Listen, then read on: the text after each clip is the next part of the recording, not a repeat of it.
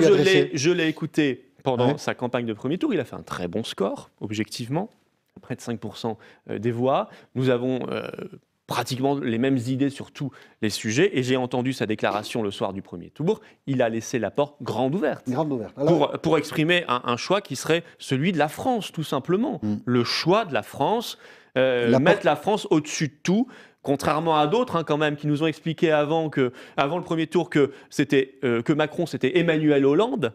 Et ils ont raison. Ouais. C'était le sobriquet qui avait été choisi par les certains Républicains. des Républicains, mais ils ont raison, puisqu'hier, Hollande s'est rallié à Macron, et c'est bien la poursuite du quinquennat, et qui, le lendemain, appelle à voter pour Macron. Je pense que ça, c'est incompréhensible pour les électeurs français. Mais du coup, pourquoi il hésite, Nicolas Dupont-Aignan? Du coup, pourquoi est-ce qu'il n'est pas déjà Je ne sais pas chez s'il vous hésite. eh ben, En peut-être tout pour cas, ça. il a dit qu'il réservait sa parole pour un peu plus tard. Il veut consulter sur tous ses instances, Voilà. et il a raison. Il hésite peut-être pour ça, parce qu'il n'a pas toujours été tendre avec vous. On écoute Nicolas Dupont-Aignan.